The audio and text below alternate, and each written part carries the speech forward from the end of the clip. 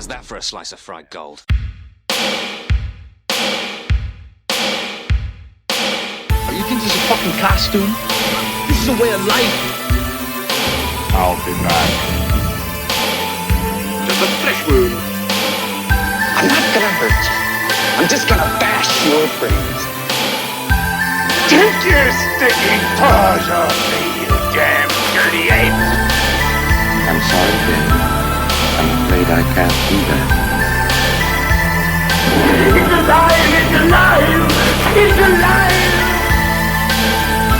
I guess everyone's entitled to one good scare, huh? Well, here we go. Well, hello, and welcome to Cinema Shock, the podcast exploring the stories behind your favorite cult and genre films. We do all the research so you don't have to. We're the three guys that tell you everything you need to know about your favorite movies and the people who made them. I'm one of your co-hosts, Gary Horn. Hey, I'm co-host Justin Bishop. And I'm the third wheel writer-comedian, Mr. Todd A. Davis.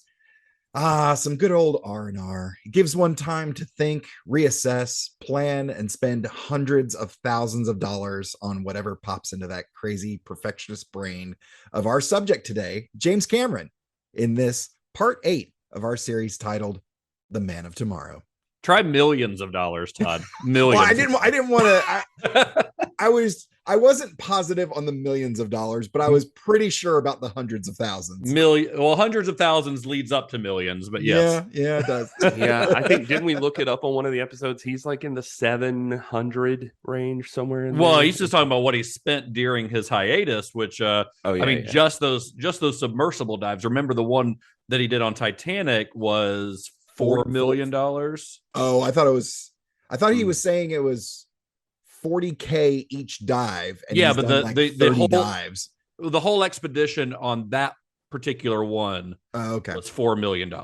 Okay. They did 12 dives during that trip. You should listen to that episode. It was really good. Oh, okay. That doesn't feel very humble. We're allowed to listen. I'm not going to come on our podcast and say our podcast sucks. Don't listen to it. Yeah, that's a good point. That's not. I know you don't like to self-promote, Gary, but that is not a way to make people listen to your podcast. You're right. I do have to be better about that and stop. Gary V says I have to stop caring what other people think. It doesn't matter. You're going to die. And you're not at the end going to think about what this dickhead from high school thought about you posting about the shit you like. Well, when you're dead, you're not thinking about anything. Well, I mean, yeah, but I mean, I guess inching towards death or something. So anyway, well, we're all inching towards death, much like we're inching towards the end of this James Cameron series. Nice segue. But first we gotta get those big 12 inches in there. What? The title of this episode is James Cameron's 12-year intermission. Okay. Inching towards it, but we got 12 inches right. James Cameron. Oh, Jim. Now this episode is called James Cameron's 12 inches. Oh, let's not dance around it. Let's just call it Jim Cameron's big old dick. He actually named it the Titanic. Do you think he tells whoever's down there to never let go? I'll never let you go. Well, anybody who approached this podcast from a purely educational sorry, I think we've weeded out we apologize. Well, anyway, so after the massive undertaking of filming Titanic, James Cameron was ready for a little bit of a change. Obviously, he's going to get a lot of offers for other movies, everything from the Planet of the Apes remake, the one that Tim Burton ended up doing, to naturally Terminator 3, True Lies 2. But he had kind of had enough of Hollywood for a while. Probably had a little something to do with how difficult it was to actually get Titanic made. But also, James Cameron, as we know, was an explorer at heart. Even in his filmmaking, he relished going into uncharted places, doing things that no one had ever done before. And after the historic wins for Titanic at the Oscars, he had the means and the time to really explore the way that he wanted to. He had, as James Cameron himself put it, his fuck you money. He said, I can kind of step away for a while. My career's not going to go anywhere. I can do all the cool stuff that I've always wanted to do. In one interview I read around this time, he said, I just assumed that the next time I had a good enough idea to want to take me away from my family, my new family at the time, for up to a year, that I'd be happy to do it. I know I'm not the kind of person who can parallel process several different things. I'm a serial processor. I work on this, and when it's done, I work on something else.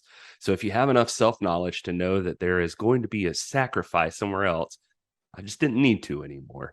I certainly didn't need to do it financially, and I'd always given myself the goal of getting to a certain point where I could just put this on pause and explore a lot of other things that I might have wanted to do as careers before I went into filmmaking. He said, I think there's a sense in Hollywood and in filmmaking in general that it's almost a self-defining reality, that those people only reference the interior of their particular bubble and nothing outside of it is significant. I do not see the world that way.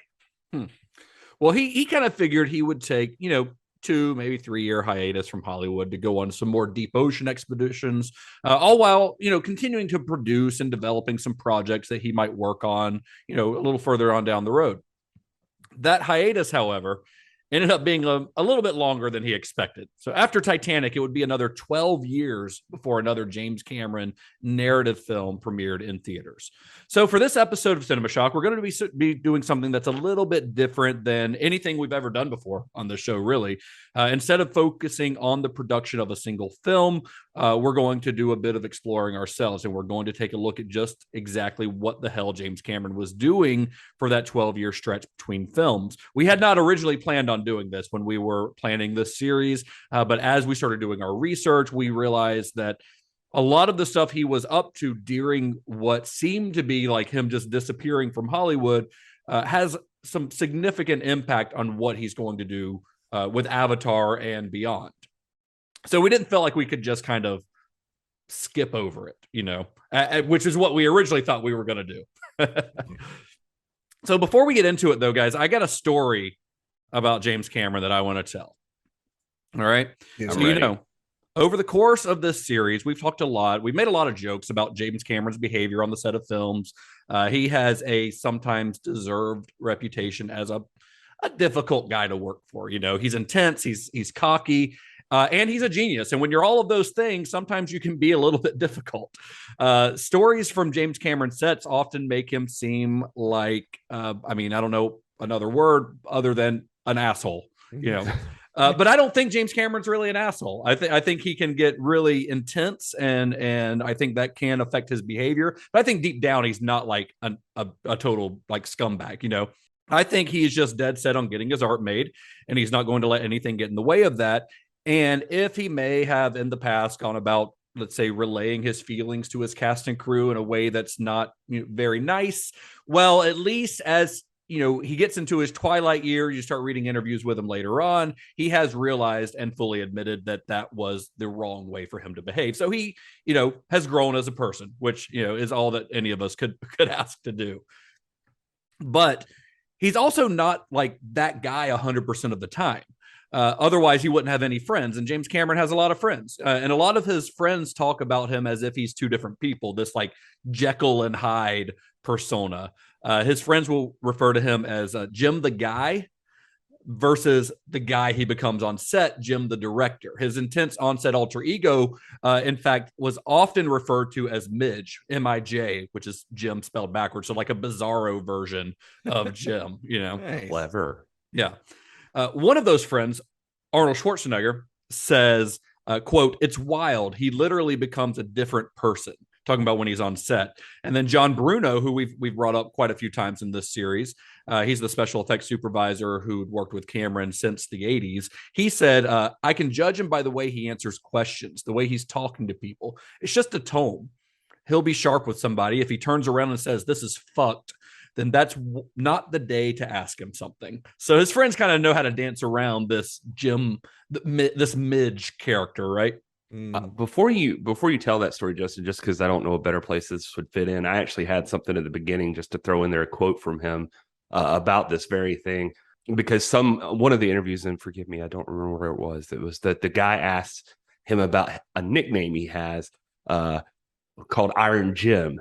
He said in the interview, he says that's actually not my nickname. It's the name of an article that came out or something. It's actually the name of his penis. Yeah, it's actually.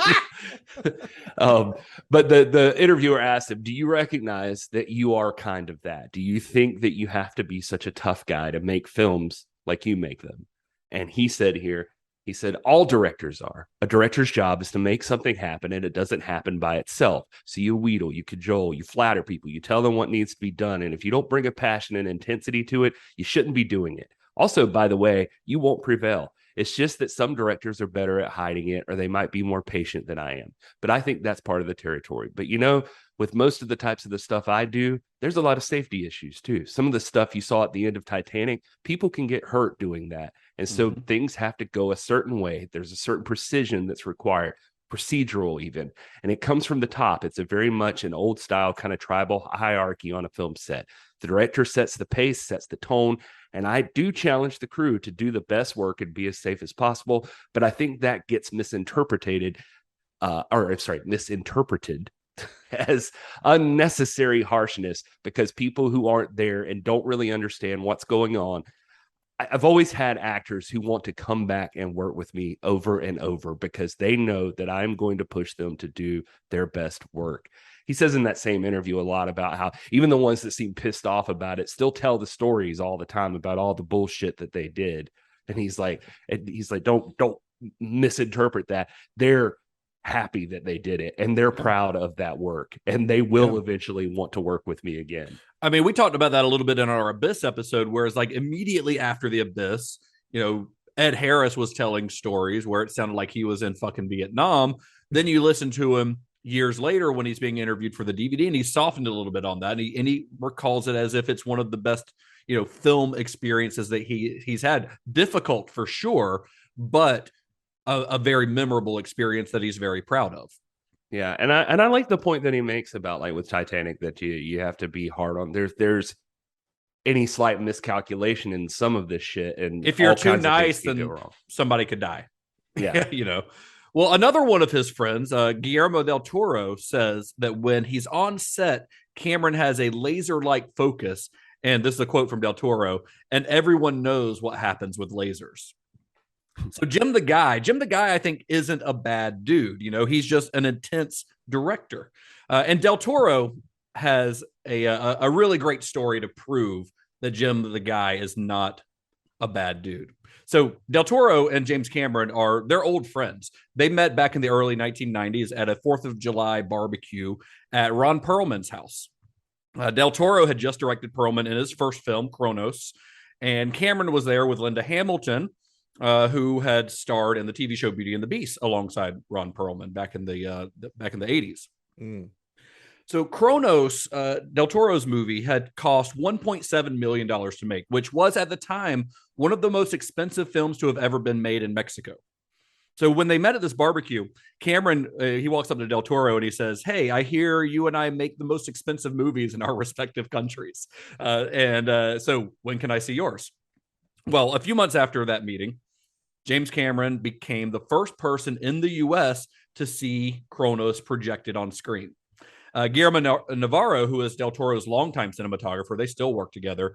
He actually translated the film for Cameron as they watched it because the filmmakers had run out of money and didn't have anything left to pay for getting subtitles made for the film. So they're watching the whole movie with Guillermo Navarro translating it for James Cameron. Wow. Well, James Cameron loved Kronos. And he and del Toro, they quickly became friends. They were kind of kindred spirits. Like they were both accomplished visual artists. If you've ever seen del Toro's sketches, like he is absolutely incredible. Yeah. They both often designed elements of their own films. Del Toro, like Cameron, had worked his way up on the technical side of filmmaking. He had learned makeup and special effects from Dick Smith, actually. I'm somewhat of a Dick Smith myself.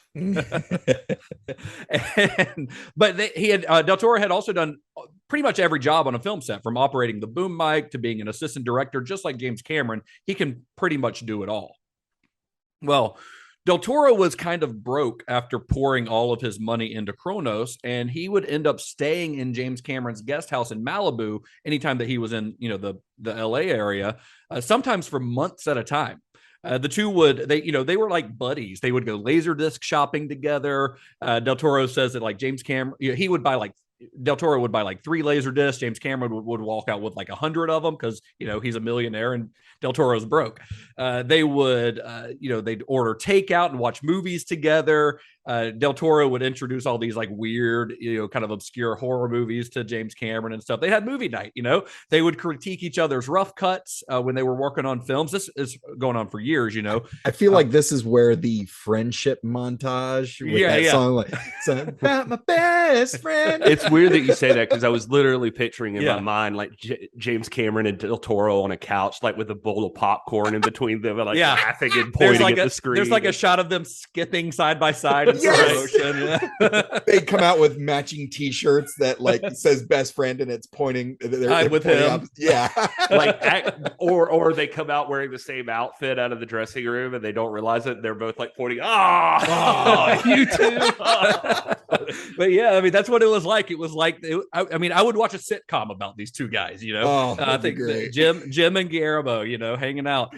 They would help each other out in filmmaking terms as well. If they were editing a film, Del Toro's been in the editing suite for pretty much every James Cameron movie since the early 90s. Like just not entirely, but he'd pop in.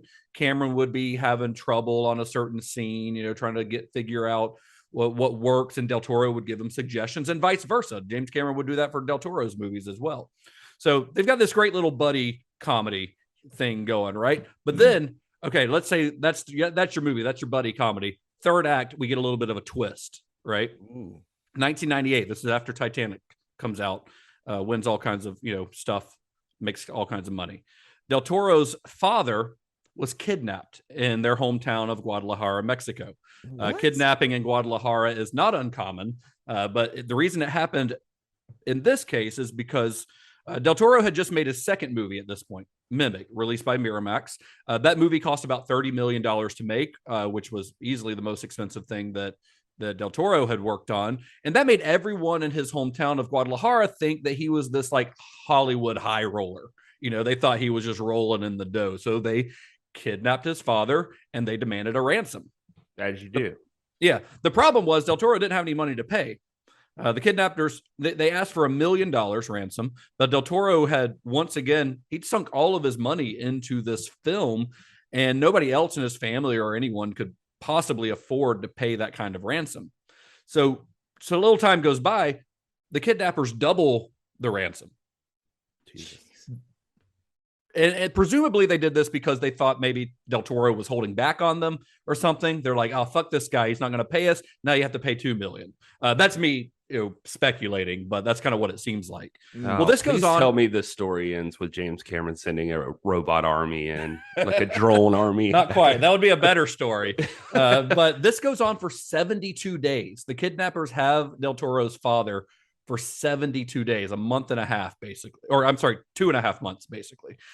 During this time, Del Toro and Cameron are in communication. Cameron is emailing him or calling him, kind of checking in on him regularly, seeing what he can do to help. He's helping him find the right people for ransom negotiations. He would review the references from the negotiators, saying like, seeing what they're telling Del Toro to do. He'd run it past James Cameron, get his advice on it. Some sources say that Cameron loaned Del Toro the amount of the negotiator's salary. Others actually say that Cameron gave Del Toro the full $1 million to pay the kidnappers. Either way, James Cameron had a major hand in saving the life of Del Toro's father. He gave him a lot of money to help get his father back. Nice. And they got him back. They ended up getting him back. Del Toro would later say, of all of my friends, Jim was the Gibraltar stone. It's easy to talk about the legend of the artistic dictator. Few people know Jim's other side. Wow. So after the incident, Del Toro ended up moving his entire family back from Mexico to the United States, and he later paid Cameron back the money that he'd loaned, and the two remain close friends to this day. So that's just one of the many adventures that James Cameron got into during his 12-year hiatus from directing. He's literally saved Guillermo del Toro's father's life. So let's get into what else he did during that time. So the year after Titanic was released, James Cameron left the special effects company that he'd founded with Stan Winston back in 1993. When he founded Digital Domain, his goal was to influence the development of CGI use in movies, because remember, that wasn't really something that was being done much at the time. And then he hoped to use the advances made by the company to make his own movies better. Pretty much the same thing that George Lucas had done with Industrial Light and Magic. You know, Industrial Light and Magic was created to make George Lucas movies better. But it's still a business that has to be run like a business. Of course. And while Cameron was undoubtedly Digital Domain's biggest client, there was a point where his own personal creative path started to kind of diverge from the company's business plan. The board of Digital Domain had started to become concerned about conflicts of interest between Cameron, the CEO of Digital Domain, and Cameron, the film director. So as CEO, you know, Cameron should be pushing for the company's growth as a business, but as a filmmaker, he wanted to get the most CGI bang for his buck. So those two things don't really coexist very well. Well, Cameron couldn't exactly go make a movie and then ask other effects companies to bid on work for his movies. He kind of had to use Digital Domain, but Digital Domain was becoming increasingly corporatized. It was, you know, we mentioned this before, but it was backed by IBM. It was also backed at this point by Cox Communications, one of the biggest communications companies in the country. And Cameron started to become frustrated with their aversion to taking risks. Well, the Digital Domain board also realized that the effects business was kind of a tough one with a very tight profit margin. Like I think their profits were about 5%, which is incredibly low. Really hard to make a lot of money when you're only pulling in 5% profits. Scott Ross, who was the company's president that Cameron had kind of put in charge, I think we mentioned him back when we talked about Digital Domain being founded. He wanted to expand the company into a full-fledged production company, kind of like what like Pixar did. You know, it started as an effects company, kind of an R&D company working for Steve Jobs at the time, and then eventually turned it into its own studio. So that's what Scott Ross wanted to do with Digital Domain. He wanted it to be a production company, not just an effects house. But Cameron had already had Lightstorm, remember, his own production company, and he didn't really want like another one. So all of this is kind of coming to a head at a board meeting in 1998. Ross is going over the details of this possible expansion. They're talking about taking this IPO, making it public, which is going to make them all a lot of money. And then at this meeting, just before Ross makes the announcement, Cameron stands up. He's got a handwritten note. He reads it to the board where he basically, the note is him he's thanking them for, the years of work that he's done with them. And he's giving them his formal resignation as both CEO and chairman. And of course, Scott Ross, is not happy about it, nor is the rest of the board, because they're trying to go public with this company, and that's not going to look really good to Wall Street when the founder leaves. And also Stan Winston, remember, who had co-founded it with him, he also walked out with Cameron that day. He kind of agreed. He didn't like the direction the company was going, so he walked out with him. So all the things that anybody on the street would have given a shit about. Right? Yeah. Well, Digital Domain, they survived without Cameron, just in case you were worried about them. In 2006, they were bought by a holdings group whose principals included Michael Bay and Dan Marino for some reason. He's looking to diversify his portfolio. I guess so, yeah. Although Cameron would not use them when it came time to create the effects for Avatar that same year, in 2009, the year that Avatar came out, the company did actually receive its first Oscar nomination since Titanic for its work on David Fincher's The Curious Case of Benjamin Button. So, they're still kicking. They're still doing well. But I feel like that's an important piece of Cameron's career, especially considering how effects heavy his next movie is going to be, and the fact that he's not using the company that he founded for it. Well, now you know why. Yeah. One of the crazy parts about Cameron, it seems like, is, I say crazy parts, this is probably one of his benefits, is it seems like he doesn't get too attached to anything. Like he doesn't, he's ready to cut it loose if he has to move on with getting what he wants done. Yeah. And so, yeah.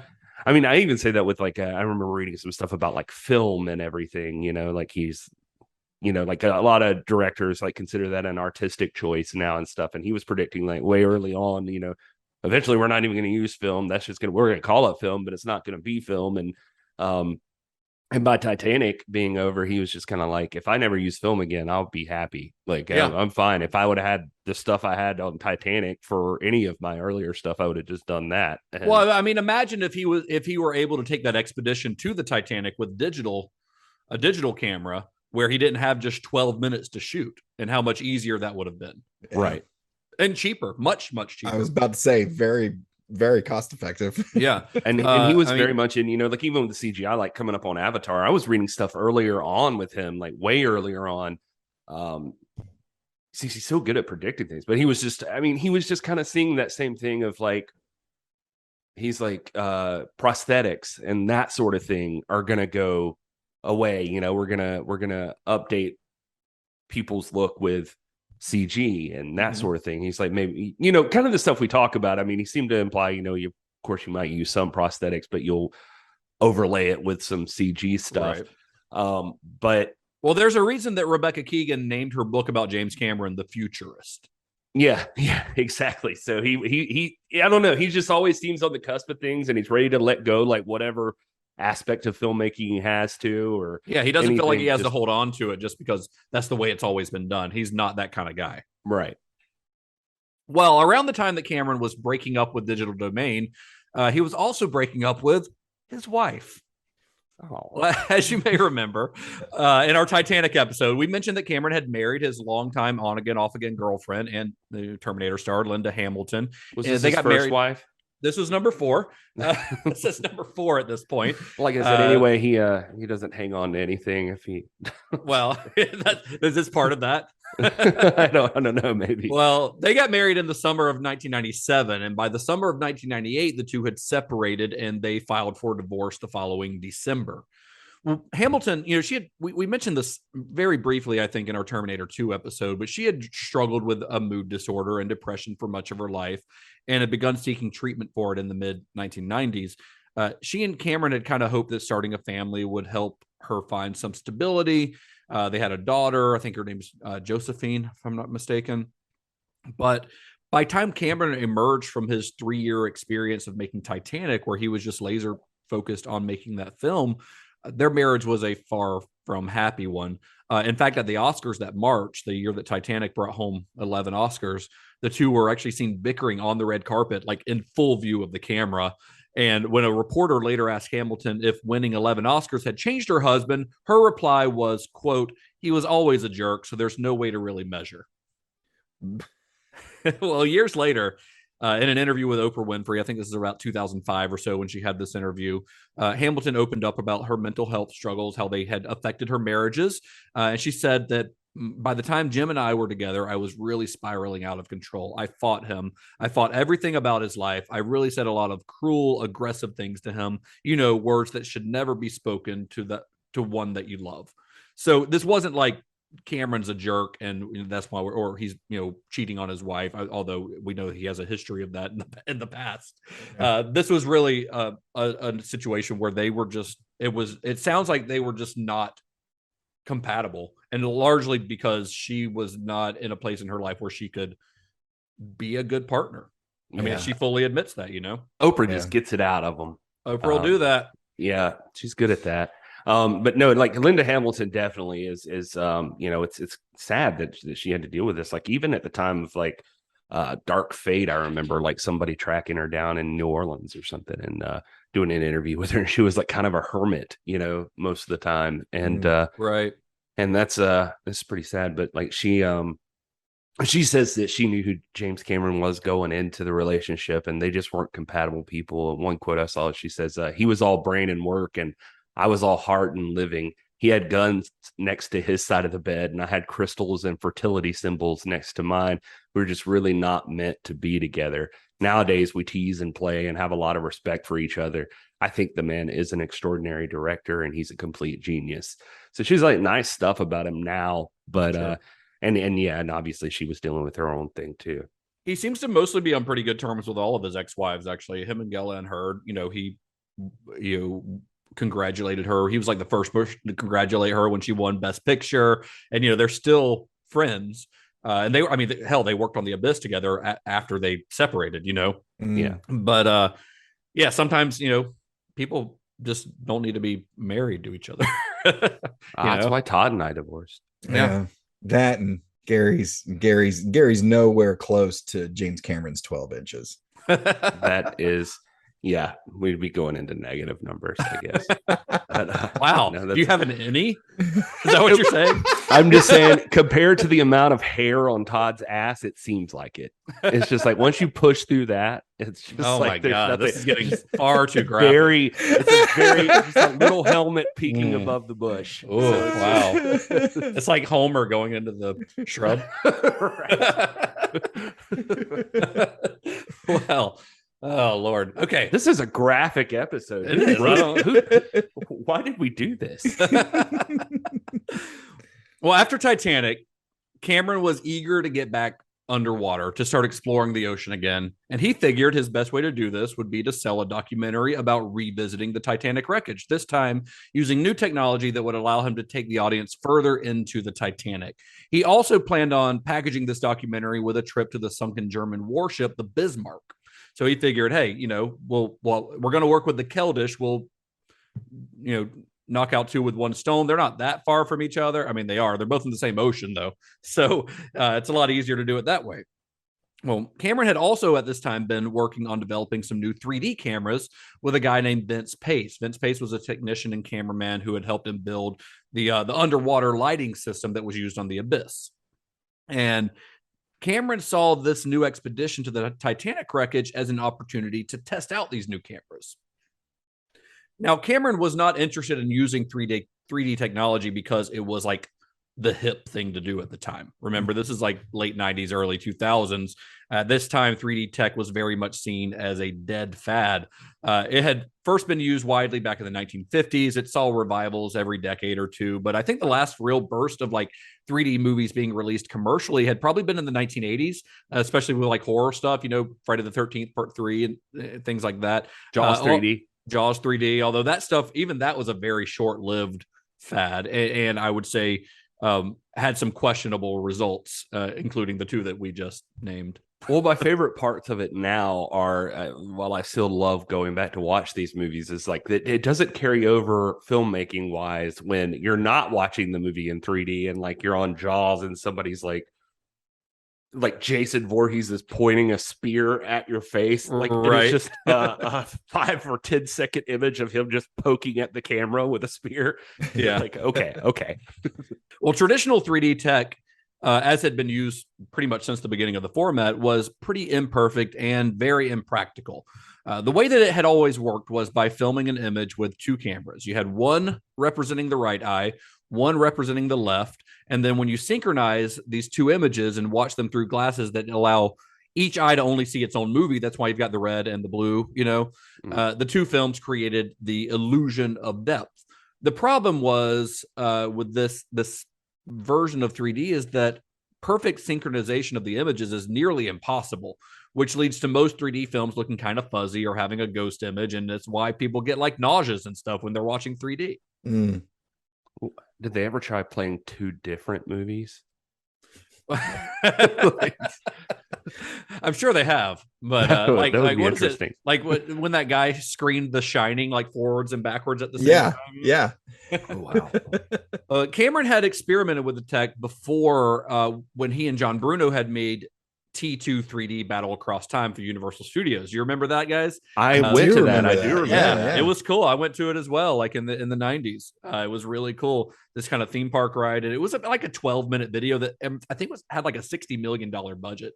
It had like the budget of a feature film, and I remember it being super cool. I also remember there being like an exoskeleton animatronic like in the theater with you. Yeah, it was like right below the screen or something. Yeah, I it was remember cool. that.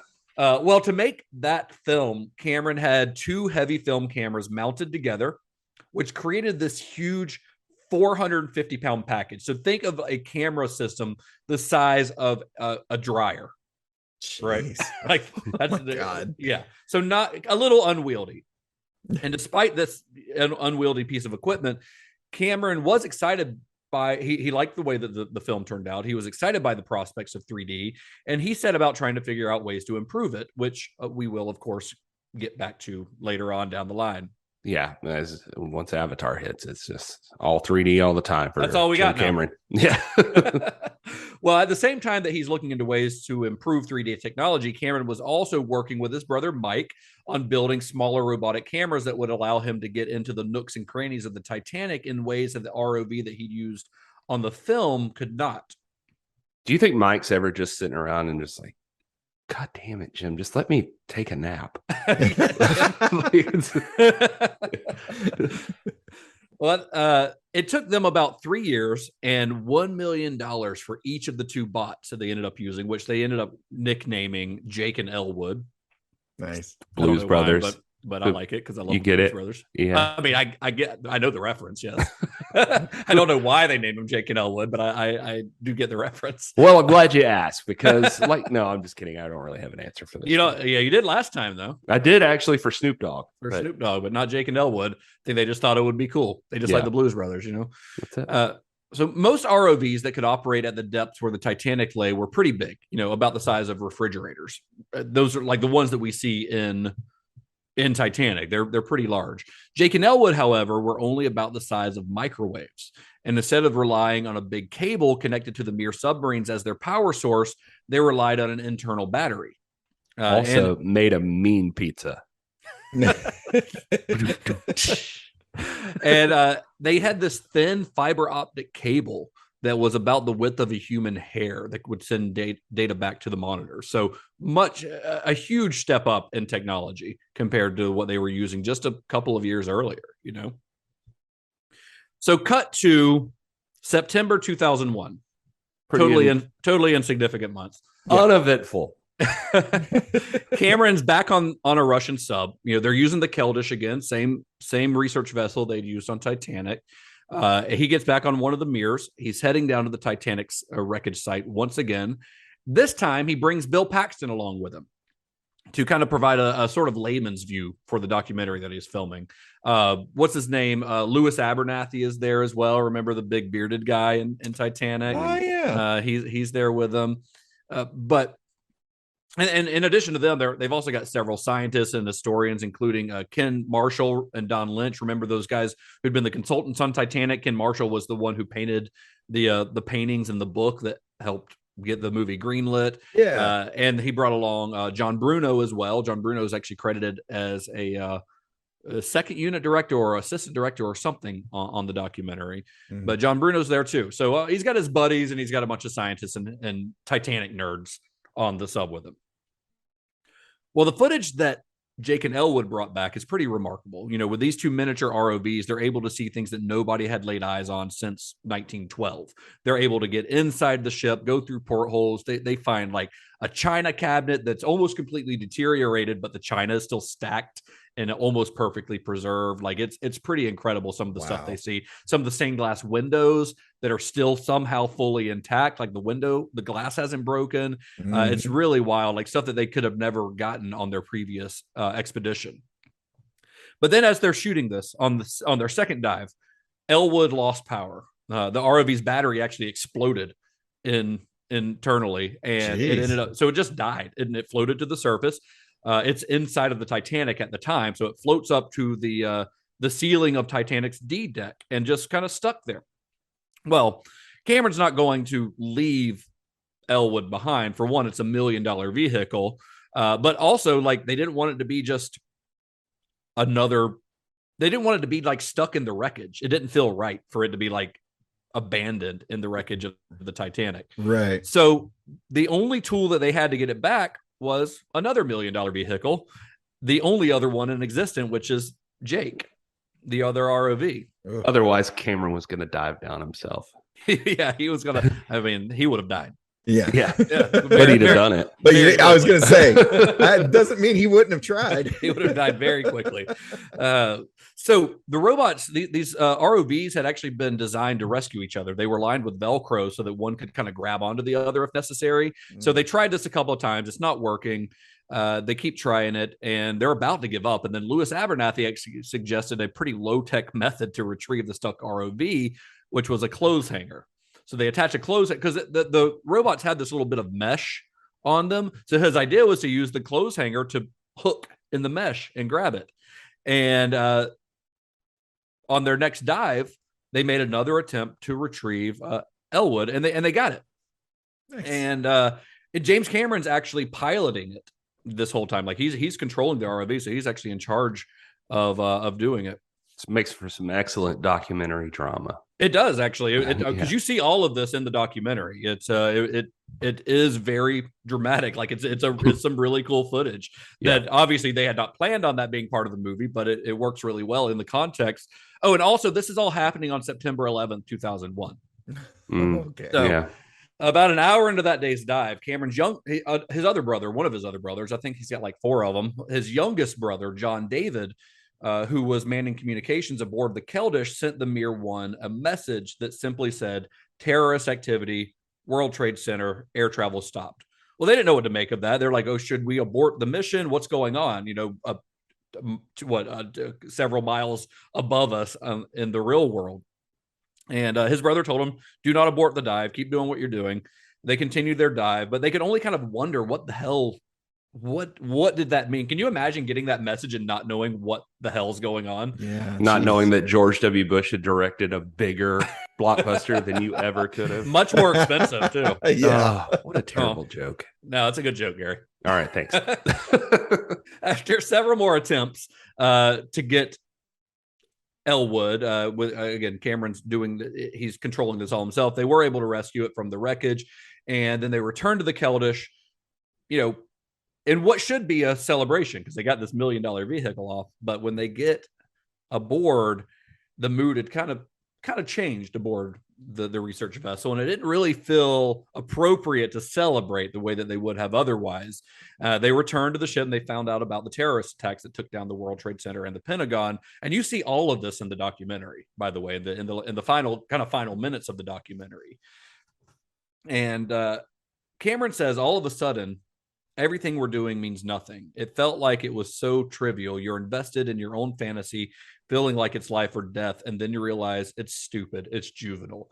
And those sentiments are actually echoed in the film by, I think it's Don Lynch, who kind of says something along those lines. It's either him or Kim Marshall, one of the 2 Titanic researchers, where they're like, we've been researching this, this wreckage that is literally about, 1,500 people dying. And then we get up to, but this is kind of a tragedy that feels a little abstract because it happened so long ago, Yeah. Then they get back up to the surface and they're in a world where an even bigger tragedy has just occurred in real time, So it's pretty heavy on them. They're out in the middle of the ocean. Well, I mean, to be fair, I think that not to make this a whole show about 9/11, but I think that kind of was the feeling for about everybody on that day. Like, it just kind of once it happened, I think generally everyone's like, well, this is the only thing I'm going to remember from this time period. Right. Yeah. I mean, it was monumental for everyone. I mean, literally everyone, just like people of like our parents' generation, they remember where they were when JFK got assassinated. We remember where we were on that day. Yeah. I was working at a Johnny Rockets. I was not doing anything as cool as diving to the Titanic. I was flipping hamburgers and playing 50s music in a dumb diner, and that felt incredibly stupid. Well, most of the time that felt incredibly stupid. But it felt especially stupid that day, Yeah. And the documentary, it kind of structures it to where this is kind of like the end of it. They come up, it's on 9/11, but that wasn't in real life. That was not the end of their shoot. They after a few more days, they returned to dives. They made quite a few dives to Titanic after that. And you see that footage throughout the film. It's just edited to where, you've got Ken Marshall doing like a video diary. And he's like, yep, today. And he's saying his diary. He's like, yeah, today's September 11th, 2001. And then you're like, oh, what? Okay. And then they kind of get into it. But a few days later, they go back down. They shoot some more. But in light of recent news, Cameron decided he'd put off his expedition to the Bismarck. So they're not going to do that right now. And by the time the 2001 expedition to the Titanic was over, Cameron had spent 330 hours of his life down at the Titanic. That's more time than the captain of the Titanic had spent on the Titanic. Wow. Jeez. The resulting That's a film, good way to sorry, I was just going to point out that was interesting perspective there. Yeah. Well, the resulting film would be released by Walt Disney Pictures in 2003 in the IMAX 3D format under the title Ghosts of the Abyss. And it's really good. If you guys, I don't know if you guys had a chance to watch this one along while we were leading up to this episode, but Ghosts of the Abyss is of the documentaries that Cameron made during this time period, I think it's the best one. Yeah, I watched it actually. For some reason, I watched it before Titanic, before we even watched Titanic. But yeah, I remember loving it. I think Rolling Stone had like made a list of, like they do their greatest albums, that they did greatest 3D movies ever and stuff, and this was on there like pretty high up, I think. Yeah, Nice. it's a really excellent documentary, and the footage that, I mean, I love the footage of the Titanic in the movie, but the footage that they get in Ghosts of the Abyss is like 1,000 times better. And so if you're into that stuff that you see in the like first 15 minutes, 20 minutes of Titanic, watch this documentary, because you get even more footage, better footage. They've got better technology, but you also get a really cool behind the scenes look at how they got that footage. Like, it shows them working on the ROVs, working on the submarines. So all this stuff that we talked about in our first Titanic episode, all that technical stuff where they're going down to the Titanic, you actually get to see a lot of that in this documentary. So if I would highly recommend checking it out if you're a fan of that stuff. It's incredibly interesting, I think. Also, it, sorry to interrupt you, Gary, but also it's just a charming hangout with Bill Paxton for an hour and a half, honestly, because he kind of narrates it, and it really made me miss Bill Paxton. like watching the movie, I'm like, because this is not him acting, this is him just being Bill Paxton, and you're like, oh, what a charming dude. Like, there's a scene where he has to pee, and they hand him a bottle, and he like bashfully asked the other guy in the submarine to turn around so he could pee in the bottle, and it's very funny. He's very charming in it, and I miss Bill Paxton. For all the criticisms of his acting, you're just like, you watch it and you're like, this is just Bill Paxton. I love him. Yeah, he's just this guy. Side note: Toad the Wet Sprocket. Their lead singer Glenn Phillips wrote the song "Departure" that's used at the beginning of the movie. And but did James not Cameron, know we were going to have a Toad the Wet Sprocket reference on this episode. You never do, or on any episode. they just come out of nowhere. There was a song called Nightingale Song that apparently James Cameron was a really big fan of, that Toad the Wet Sprocket did. And so he tried to license it, and he wanted to use it for like a minute at the beginning of the movie. And they tried to charge him $5,000. And James Cameron said, no, I am not paying that. So he just hired Glenn Phillips to write a new song. I love that. Called Departure. That's great. For less than $5,000? For, I guess, less than $5,000. Or if he thought it was worth it just to pay the guy to write a song especially for them. Also, fun fact, one of let's see, I think since Piranha 2, the only James Cameron movie to not have a title that starts with A or T. What a dumb piece of trivia. The dude loves TNA. Yeah, there it is. That was good. And also, I meant to tell you this before we started recording, but just so you know, I happen to have, for each one of these films, not any TV stuff, just FYI, but for the films, I do have one, somebody needs a nap. Oh, do you? Oh, yeah. All right. So you've got one for Ghosts of the Abyss? I do. And, all right, let's and hear it's it. actually tough with some of these documentaries to get a 1-star. Like this one is a 1.5 star review. Because they're like, well, I still learned something, but right. But Mountain of Conflict here says, Cameron is the king of give me money so I can pursue my own hobby and you'll get something out of it. What is the point here, though? No, really. What is the value of this doc? Hearing Bill Paxton say, can you believe it? 200 times. Hearing just the two of us in a long scene where JC rescues a robot. I do like that needle drop. It is good. a short detour about biological life with no real deeper insight that you could take away. Paxton improvising comedy bits. Maybe I've seen too much of the Titanic DVD extras, but this is so pointless. It's clear that they had no real idea what the narrative should be, and to bring in Paxton because nobody would want to watch James Cameron for too long. Also, the recreation of scenes from Titanic with different actors and even the scientists themselves but using the ship for the movie is so clearly, we don't want to pay the original actors, so let's make it again, but bad this time. It is weird that they do that, but I do like that. Like Don Lynch, I think, plays the Victor Garber character, the designer of the ship, and you know it's him because you just saw him interviewed. He's on the sub, and then you see him like in period garb, and you know it is kind of odd, but it doesn't bother me. I would not have expected them to use footage from the movie because then remember, this is being released by Disney, who would have had to pay Fox. They didn't own Fox at the time. They would have had to pay Fox to use that, like a probably obscene amount of money to use actual footage from the movie Titanic. Of course, they're not going to do that. You know, now it's way that cheaper. Disney does on Fox, can James Cameron go back and redo Ghost? Do like a special edition of this? And use the actual footage from the film. It's kind of weird that this one is not on Disney Plus. There are a couple of other James Cameron ones on there, or there's one other one that he directed on there. But you can rent it pretty easily. But I thought it was odd that it wasn't actually on Disney, even though they released it. But maybe it's a rights thing based on who funded it and things like that. I'm not sure. Yeah. So we're going to be jumping around on the timeline a little bit on this, just because we're trying to tell like little bits and pieces, and obviously a lot of these things overlap in the timeline. So we're going to go back to a little bit before his expedition to the Titanic that we just talked about, right? Cameron got married again. This time it was to Susie Amos. Susie Amos is the actress who played Rose's granddaughter in Titanic. And Amos, you know, she was not like a famous actress. She'd appeared in quite a few movies at this point. She was primarily either in very small roles in big movies or in big starring roles in very small movies that nobody's heard of. She had a son named Jasper from her previous marriage. She was married to an actor named Sam Robards, who is, I don't know anything about Sam Robards. I know that he is the son of Jason Robards, Jason Robards is a pretty famous actor from back in the day, but I don't know anything else about him. I think when you look him up, the most significant thing he's in is Spielberg's AI, and I can't place him.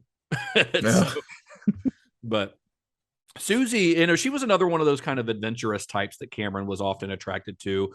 She could pilot a Cessna airplane. She could shoot a rifle, ride a horse.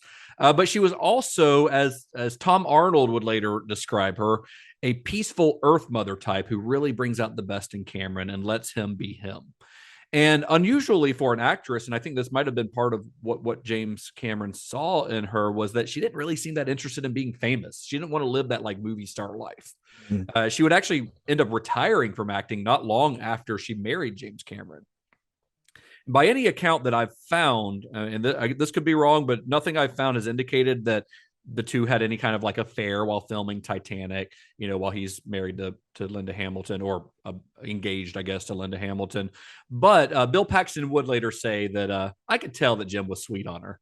For what it's worth, I mean, this is still James Cameron's wife, just to make sure we're clear on that, because we've been giving him a lot of shit for all his wives. I mean, Jim likes to get wet, and so does Big Jim. You know what I'm saying? Iron Jim likes to get wet just as much as regular Jim. Well, the two would go on to have 3 children together, who they raised in Malibu, along with the 2 children from each of their previous marriages. And as Gary said, the 2 are still married to this day. So fifth time's a charm, I guess, for James Cameron. Well, sure. I think that's the common phrase. Yeah, I think so. I'm going to talk to my wife tonight.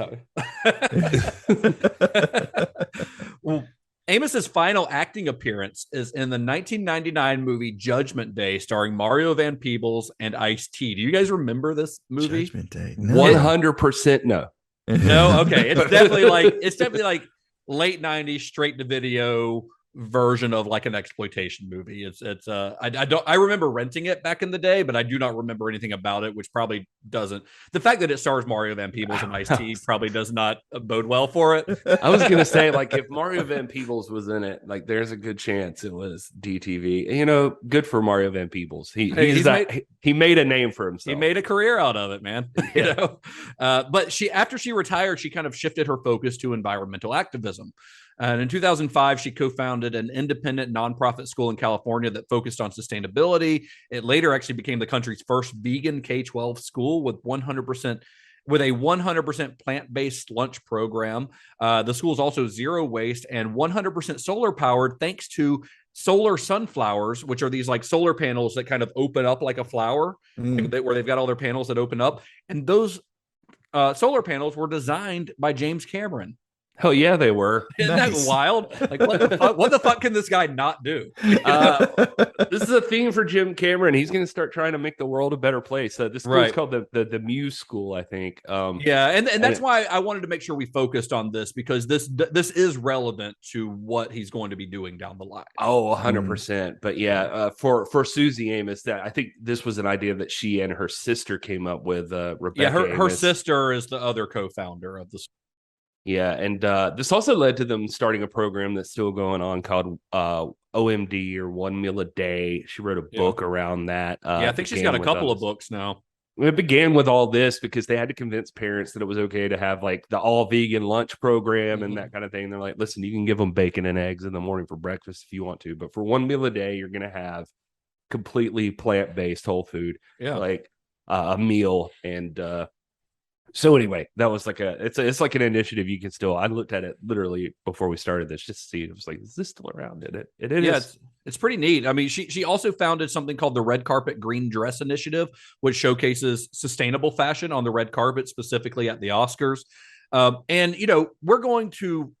I wanted to talk about this because obviously Cameron's growing focus on environmentalism will greatly influence his writing on Avatar. And even though that school ended up being fully vegan, they didn't go fully vegan until after watching the documentary Forks Over Knives in 2012, which of course is even after Avatar came out.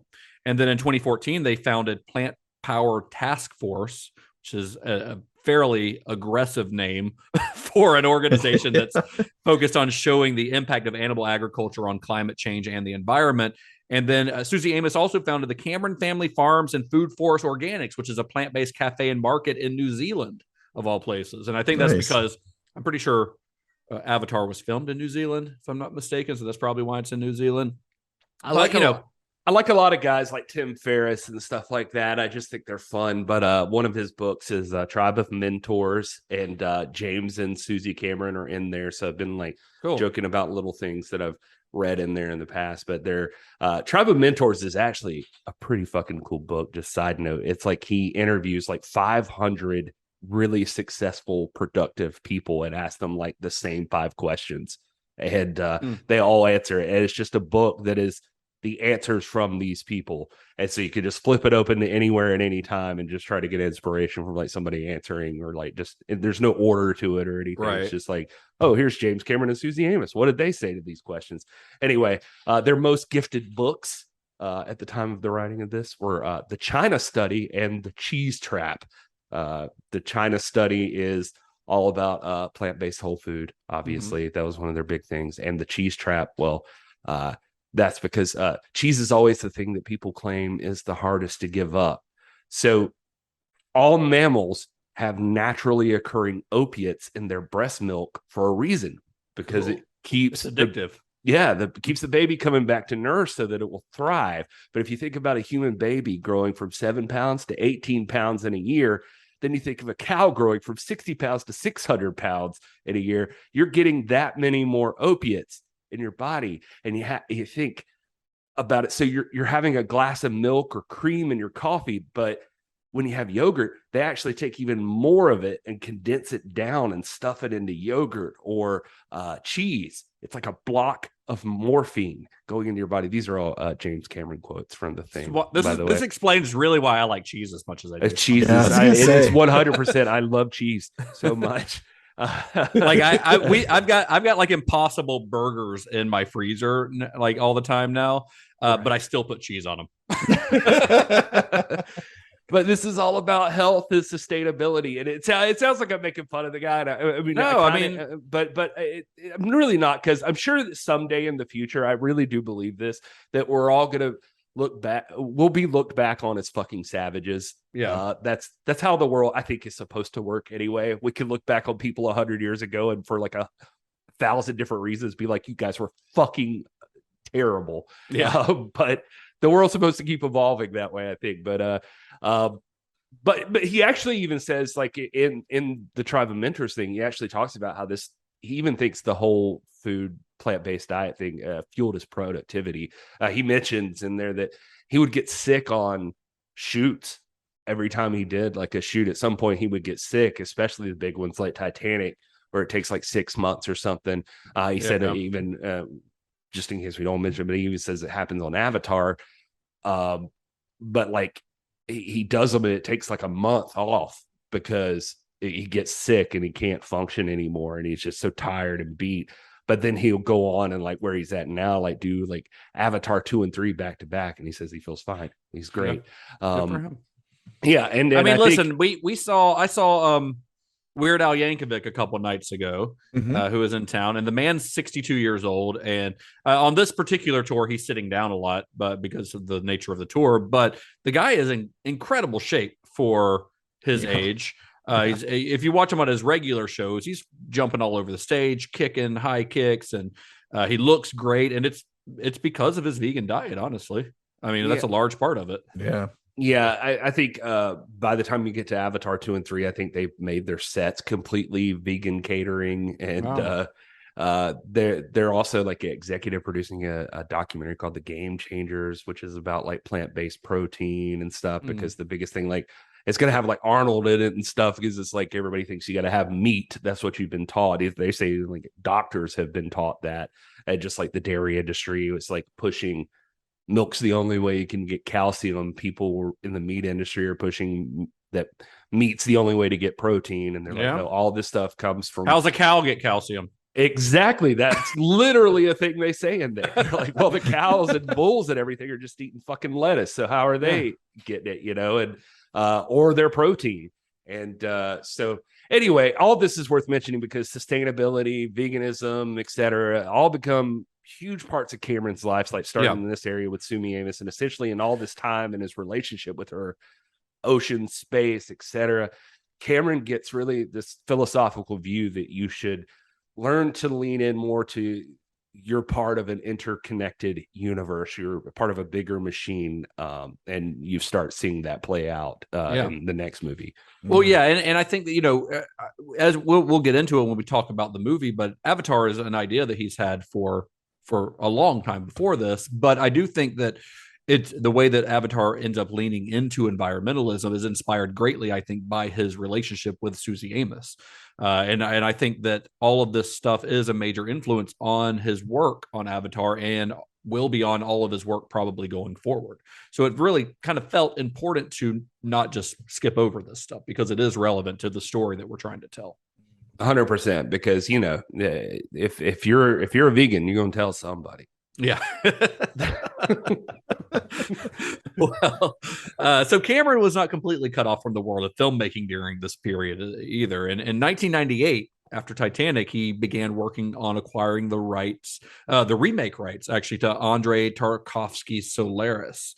It took about 5 years to secure the rights, by which time Cameron was too busy with other projects to direct it himself. So in 2000, Steven Soderbergh was working on Traffic. And around this time, he pitched his ideas for a Solaris remake to James Cameron. And Cameron and I think Ray Sancini is who he pitched it to as well. They kind of liked Soderbergh's idea, and they began development on the film, which was released in 2002 to kind of a lukewarm reception. But I think it's a pretty good movie myself. It's not a commercial movie, though, by any means. But, I mean, neither is Solaris, the original. I was going to say the original. I remember having that on VHS way back in the day, and it's not like a majorly exciting blockbuster movie. Wonderful movie though. And I think the remake, which George Clooney starred in, I think is really good myself. But yeah, that was one of the things Cameron produced during this time. Another post-Titanic project that he started work on in 1998 was called Bright Angel Falling. This was one where he was actually co-writing the screenplay with Peter Hyams, who was a friend of Cameron's. Peter Hyams is the director himself. He directed movies like Time Cop and Sudden Death, two of the best Van Damme movies of the 90s, in my opinion. Yeah. I was going to say, like, probably the two best, unless you count John Woo's Hard Target. Hard Target's also on that list, yeah. He did The Relic, which I really like. End of Days, which I'm a huge fan of End of Days. I remember us screened the podcast. We screened it at the Radio Room here in a couple years ago. That was really fun. Well, The script for Bright Angel Falling told the story of a massive meteor that was on a collision course with the Earth and the efforts of a team of astronauts to stop it. The script ended up getting leaked online before the film was before it ever went into production, and the project ended up being abandoned. But I kind of have to imagine that the release of Michael Bay's Armageddon in 1998, which was produced by Gale Ann Hurd, by the way, might have influenced that decision more than just a leaked script, because reading the description of what Bright Angel Falling is about, it's Armageddon. I mean, it doesn't say that they're oil drillers or anything, but it's the same movie. And didn't Deep Impact also come out that year, right? Yeah, Another movie about an asteroid coming out in that same year. It was that period of time where like the same kind of movie came out all the time. Like it was like I remember those, and like I was working in the video store, and you get like Volcano and Dante's Peak. Yeah, Dante's Peak. Yeah, not Dante's Inferno is a very different movie. I think Susie Amos might be in Dante's Peak, if I'm not mistaken, or something like that. You might be right. You might be right. Yeah. Anyway, I have a hard time believing that James Cameron would have written this as like oil drillers get sent to the asteroid, because I mean, he did oil drillers in the abyss, but at least in the ocean, there's oil there, and so like it's more plausible that they would be down there. Are you saying that like James Cameron is more concerned with the actual science than Michael Bay? I'm saying, if you've never, one of the bright points of the career of Ben Affleck is going back and watching his Armageddon commentary, because he is like ripping the shit out of the movie the whole time. He's like, what is this? Who the fuck would send these guys? Just like that is like literally his commentary. He's like, this is so stupid. Did anybody read this? Well, in 1999, Cameron was planning a 5-hour miniseries that was meant to show as accurately and realistically as possible the first human journey to Mars. This story was about a group of explorers who go to Mars. They establish a settlement, get in a bit of a pickle of some sort, and then they have to use their wits to get out of it, which honestly, describing it that way makes it sound like Ridley Scott's The Martian. I guess they were going to science the shit out of it. Yeah. So much like he had done with Titanic, Cameron planned on making this as realistic scientifically as possible. He wanted to work within the rules of physics and the science that would actually make colonization on Mars possible. He even consulted with NASA on it. And during the development of the project, he designed a combination Mars lander and rover, because normally there's a lander, there's a rover, it's two different components. But he actually designed one vehicle that could do both, which had never actually existed before. He showed this design to NASA, and they're like, yeah, that could work. That's pretty cool. And then a few years later, they launched their own lander rover to Mars. And it wasn't Cameron's exact design, but it was pretty close. So fucking NASA is stealing his ideas. Yeah. And they dicked him over on even he was designing cameras that would work on their version of the rover, basically, or like whatever the final product was going to be. And I read like they gave this some excuse about like testing or something, and it didn't get the testing in time for them to use his cameras on the rover, and they sent it off, but whatever. He was working with and it's almost like you can't trust the government. Yeah, right. But all of this is part of like another thing I definitely wanted to mention is like he gets in a lot of the interviews I read with him from this time period or right after Titanic, when people are like, well, what do you want to do next? What's your next idea? One of the things he always brings up too is like science, that he wants to make a movie that like scientists are cool. And it's not just like, we're nerdy guys on a computer and just like, or whatever. Just I feel like he moved a little bit in that direction with Miles Dyson in Terminator, I believe that. Like he doesn't back down at all, Right. And so once he gets over the initial shock of the giant, Austrian robot in his house and a woman in fatigues trying to murder him. Once he gets over that, he's in, to the end, literally. Well, yeah, he's obviously concerned with the fact that like you want to present like science as being cool or like science as being important, which is like his whole career, the science and engineering, all the STEM skills or whatever. Like he's like like if you keep presenting them as fucking nerds the whole time, then that's not really helping anything. Right. But I gotta imagine for somebody maybe working the front desk at NASA, there's part of the, okay, listen, every now and then The phone's going to ring and it's going to be Jim Cameron. We don't have time to talk to him all the time. So just take as many detailed notes as you possibly can. Here's the file. We'll get back to James Cameron stuff. Just listen to him. Just keep saying, yes, that sounds good. And he'll just keep talking. It's fine. I was reading this interview with him in a Premiere magazine in 2000, and he was talking about this Mars thing, and he was working on a script with like Al Reinert, and then he started who did like Apollo 13. Yeah. And then he started working on a novel about this. He was thinking about pausing to work on a novel to flesh out his ideas or something. I don't even know if that novel ever actually came out. I don't think I saw. I don't think about so. it. Yeah. Anyway, in that interview, he did. Side note before the point that I was getting to, he did say that he predicted that the actual trip to Mars, this was in 2000. So if somebody was like, "Oh, you're a fan of 2001, right?" Like, we're not anywhere close to that. And he's like, "Yeah, well, things got fucked up or whatever." But he's like, the actual trip to Mars won't take place for another 12 to 15 years. So, we're in 2022 as we record. So he's not right about everything. Well, I mean, honestly, part of that's because the government just stopped caring about space exploration. That's true. But what is interesting is in the same article, he talks about how what I found this cool.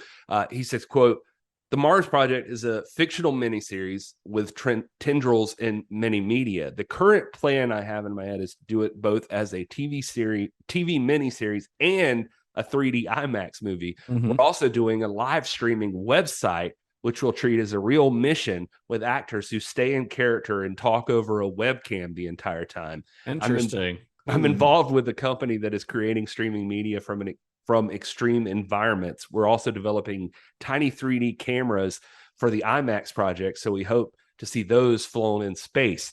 We're building complex sets. Space travel is a subject I find immensely fascinating." Yeah, so he's not like just retired during this time, is what you're saying. He's still building all this shit. Right. He described himself as the busiest unemployed man in Hollywood.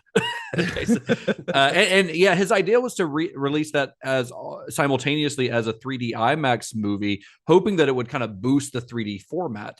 But then 2 other Mars movies opened in 2000. This kind of goes back to what we were just talking about with the asteroid movies and the volcano movies. In 2000, two movies about Mars came out. One was Red Planet.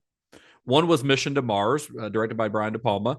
And they both bombed, both critically and commercially. They both did awful. So his Mars movie was kind of put on the back burner. Not because he didn't think that it was viable to do a good Mars movie, but studios aren't going to fund it when 2 movies about going to Mars just like were disasters at the box office. Yeah. But just because the Mars project was shelved didn't mean that he'd lost his interest in space exploration.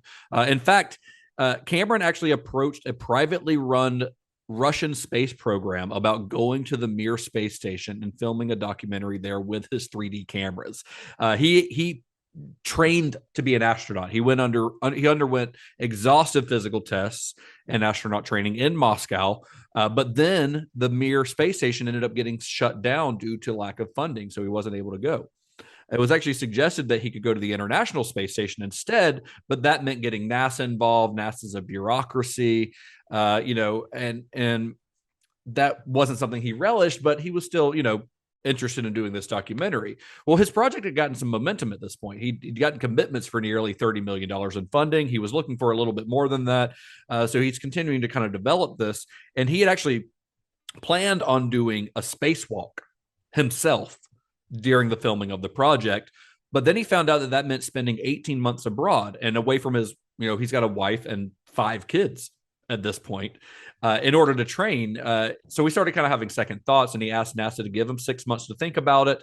Well, during that 6 months, in February of 2003, the space shuttle Columbia disintegrated over Texas upon reentry. You guys probably remember this, killed all 7 crew members. And after Columbia, NASA really refocused its human exploration program. They, after that, would barely be sending their own people into space, let alone some filmmaker doing what they probably saw as some kind of vanity project, Yeah, it'd be weird. He had a good. It's weird to read some of this stuff now, but he had like a really good relationship with the Russians. Some of the stuff you were mentioning at this time. Well, I mean, that probably started with Titanic working on the Keldysh. Yeah, and at that time, at least at that time, and I'm not sure now. Maybe China's done something, but I think they were the only country who'd done real space travel, like manned space travel. And he said his Mars story originally had a bunch of cosmonauts in it. So he had gone and done some training with them for that as well. His belief is that we couldn't make it to Mars without working together with the Russians. We would have to do this together. And he'd been to Johnson Space Center and done like space shuttle sims. But he wanted to see what like life would be like for a cosmonaut.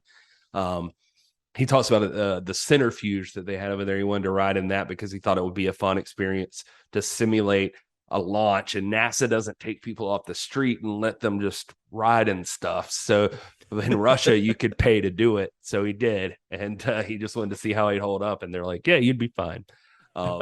He talks about in the Mars mission, like one of the things they could simulate over there was like, he's like, there's 2 high G events that take place in a Mars mission. One is when you launch from Earth. That's less interesting. The really interesting one is when you arrive at Mars, and the way that you're planning on doing it is you come screaming into the atmosphere and you pull like 7 or 8 Gs in order to slow down from interplanetary speed so that you can land on the planet. You do that after 6 months of being in weightlessness. It just feels like your body's being crushed out of existence. Yep. So I wanted to know what that felt like. Wow. That is a literal quote from James Cameron. And if you're wondering if he's going to end up being one of these guys like Elon or Richard Branson or something that does it out of their own pocket or something like that, he says, quote, here's the thing. I'm a supporter of commercial space ventures and the subcategory of space tourism. I personally don't think space tourism is how we're going to get to Mars or get back into exploring the solar system or even get to the stars. I certainly wouldn't want to join the elite ranks of rich bozos who just do it for a thrill. However, if I could figure out a good, compelling film that needed to be made and the money was there, I'd be more than happy to go do that on film. I told NASA Administrator Dan Golden, if you need somebody to tell a story about the International Space Station, you can sign me up. Nice. Well, yeah, I mean, his relationship with NASA continued even after this space mission kind of got canceled.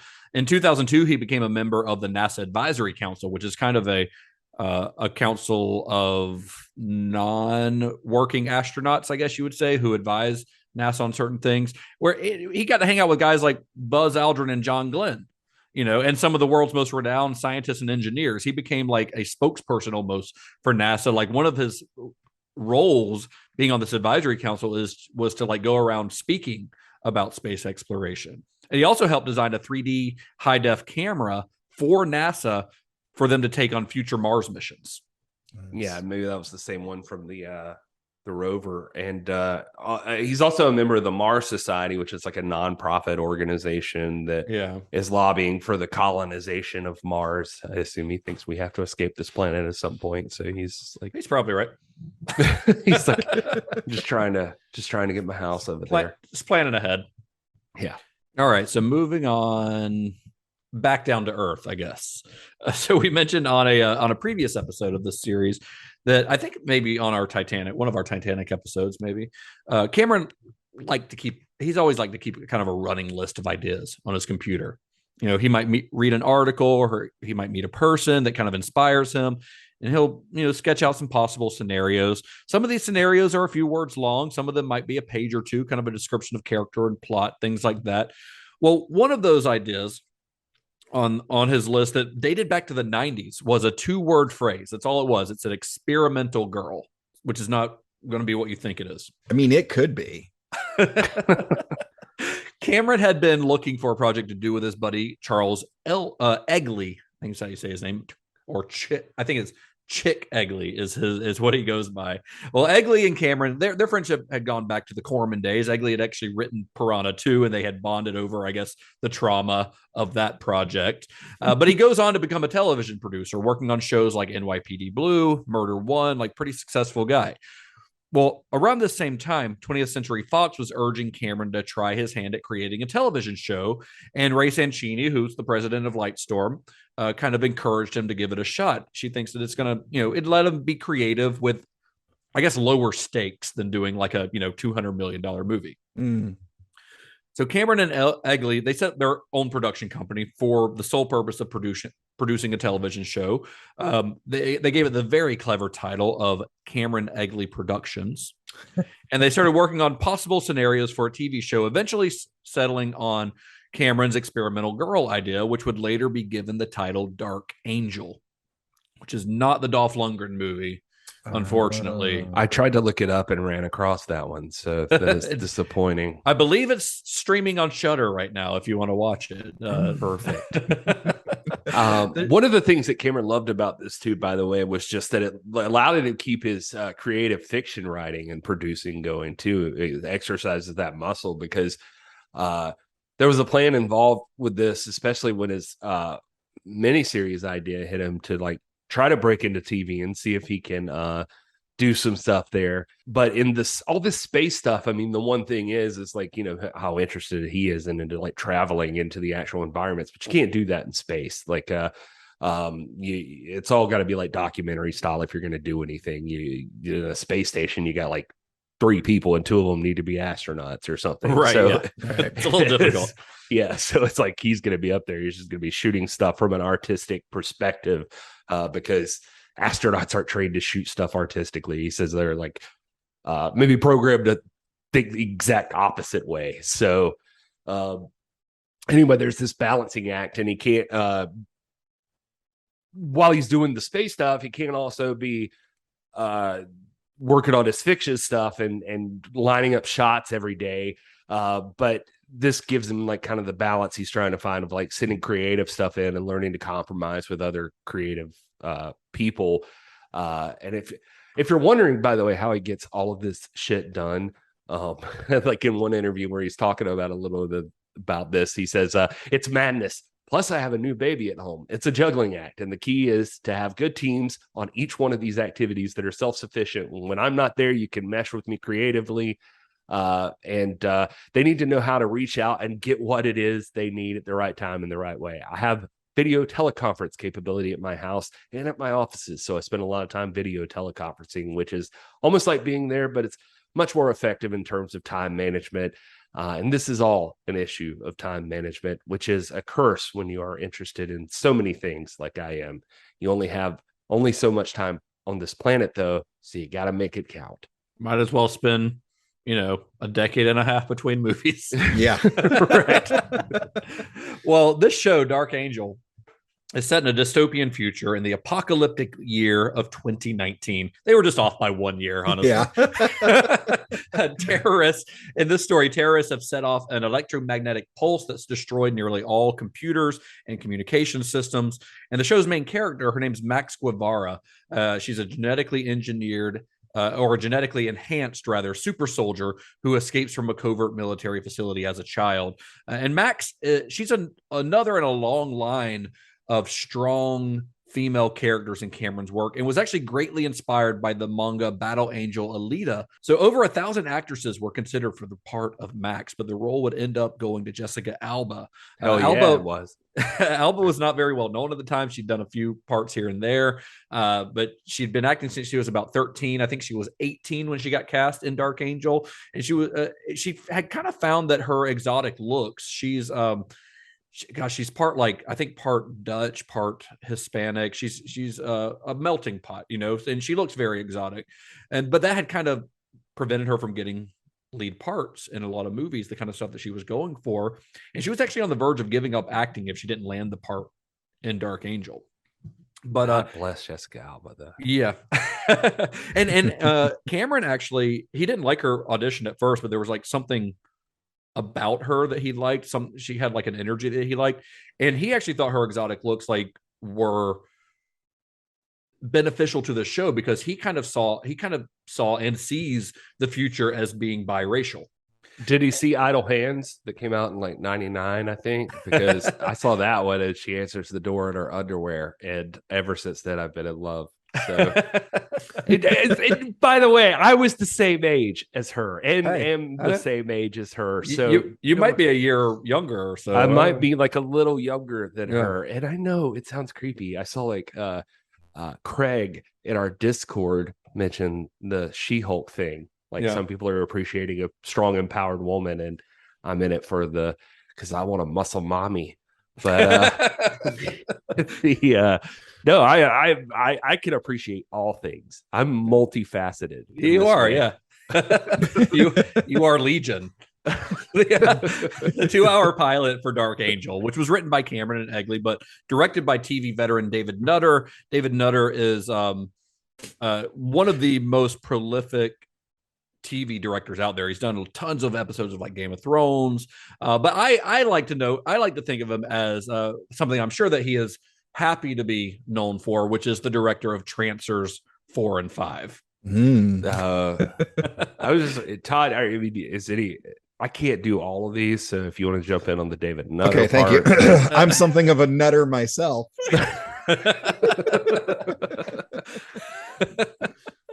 Well, this 2-hour pilot was a $10 million production, which by TV show standards is pretty extravagant. It's about double what was average for a TV pilot at the time, but pretty small potatoes compared to most things that James Cameron had done up to this point, everything after the Terminator, at least. And unlike other Cameron productions, it actually came in on time and on budget. Nice. And the show debuted in October of 2000 to great reviews and a pretty considerable audience, thanks in part to its lead-in. It actually came on right after that 70s show, which was a big hit at the time. So, as often happens in TV programming, you schedule a new show after a hit, and then the audience just leaves the channel on. And so Dark Angel did pretty well, but its audience dropped thanks to Fox's schedule shuffling. Fox always does this fucking shit. Yeah. And it ended up being on like that Friday night death slot, Fuck you, Fox. Justin hates you. Yeah, I blame what's his name? What's the guy's name that owns Fox? Oh, like Rupert Murdoch. Rupert Murdoch. Yeah, fuck that guy. I mean, seriously though, fuck that guy. But so he brought you Dark Angel. He brought us Dark Angel and technically Titanic. And X-Men 1 and 2, which maybe the MCU doesn't exist without them. So, yeah, okay. Well, anyway, timeline's let's not give Rupert Murdoch too much credit here. He also brought you Donald Trump. He also gave us Tucker Carlson, and well, so Dark Angel ends up getting canceled after its second season because Fox fucked it up, and then it was actually replaced by Firefly, Joss Whedon's Firefly, which they canceled after one season. So. Yeah. So Cameron says, so that was my 10-minute adventure in a network TV land, which was despicable. So no more TV shows for James Cameron. He's done with it. He said what happened was like they got finished with the second season. He said they called us on Saturday and told us we were on the schedule. We'd been picked up. We got together for season 3. For season 3. Yeah. He said we got together Saturday night. We all celebrated. Sunday goes by. Monday morning, we get a call saying, never mind, you're not on the schedule. It's been changed. I've never heard of that. But then I'd never been around television. We were supposed to be on a plane Monday to go to the network up front in New York on Tuesday. They called us on Monday and told us not to go. I was so pissed. That's rude, honestly. Yeah. But yeah, and you can find synopses of what season 3 and going forward was going to be like, and it sounded like it was going to be really cool. And I think there were even a couple of Dark Angel novels written that continued the story after the show. I mean, not to give the guy too much credit, but it seems like he was already on that, on the verge of doing those things where, like, this was that period before, I don't know when the exact TV show was, not to get on a tangent about this, but, where like episodic TV became more like serialized, like storytelling, that a whole season is a thing. But probably around 2004. Yeah, like when Lost. I was gonna say Lost is probably the one. Lost was the big one. I mean, it had been done a little bit before that. Alias did it to an extent, which is also J.J. Abrams. And the X-Files had done it periodically. Like there were Monster of the Week episodes, and there were the episodes that were kind of the overall arc, but there were more Monster of the Week. So it had been toyed around, but not like a whole kind of season arc, which is kind of what Dark Angel did. Well, I was going to say, like, so I admittedly, I did not actually watch Dark Angel as much as I profess my love for Jessica Alba, but the way he described it in this one interview I was reading where I got that quote from was that he was saying that they had told one story basically over season 1 and they had told like another story over season 2, but by season 3 they were going to kind of try to incorporate both, that like this had been part of a larger story arc that was happening, and that kind of thing, which I thought was interesting. It seemed like he had that idea that's like, okay, well, we could stick people in, if they'll stick with us for a few seasons, we'll like make this all count as one large story. And which is something that will play out, but at the time was pretty innovative. Props to him for doing that too. Sounds like something they did on Star Trek Enterprise. Well, a little bit. Okay. I mean, we'll see. Fuck you guys.